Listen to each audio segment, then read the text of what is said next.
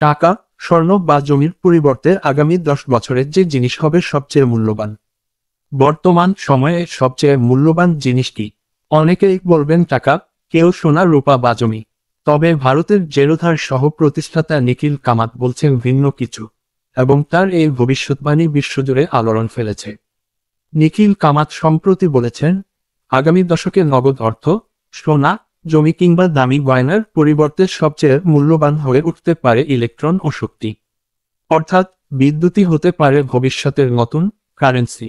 এটি শুধুই কল্পনা নয়, তার এই বক্তব্যের পেছনে রয়েছে বাস্তবসম্মত গবেষণা।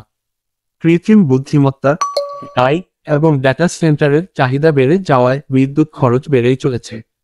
এই খরচ এমন পর্যায়ে পৌঁছেছে যে ভবিষ্যতের সম্পদ হিসেবে বিদ্যুৎকে বিবেচনা করাই যৌক্তিক। একটি ডেটা সেন্টার আমাদের দৈনন্দিন অনলাইন কার্যকলাপ, যেমন নেটফ্লিক্স দেখা, গুগল সার্চ, ক্লাউডে ফাইল রাখা ইত্যাদি প্রক্রিয়াজাত করে। কিন্তু জানলে অবাক হবেন, একটি নতুন ডেটা সেন্টার প্রতি বছর 4 লাখ বৈদ্যুতিক গাড়ির সম্মিলিত বিদ্যুৎ খরচের চেয়েও বেশি বিদ্যুৎ ব্যবহার করে। এই কারণে যে কোনো ডেটা সেন্টারের মোট ব্যয়ের প্রায় 65% চলে যায় শুধুমাত্র বিদ্যুৎ খাতে, কম্পিউটিং ও কুলিংয়ের জন্য। বর্তমানে সবচেয়ে বেশি ডেটা সেন্টার রয়েছে যুক্তরাষ্ট্রে, 3680টি, এরপর জার্মানি 424টি এবং ব্রিটেন 418টি। বিশ্বজুড়ে সার্ভারের সংখ্যা যেমন বাড়ছে, তেমনি বাড়ছে বিদ্যুতের চাহিদা।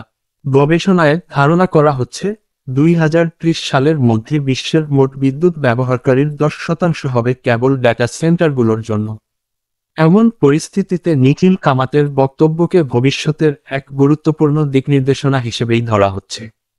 হয়তো আর খুব বেশি সময় নেই যখন বিদ্যুৎই হবে সবচেয়ে দামি সম্পদ।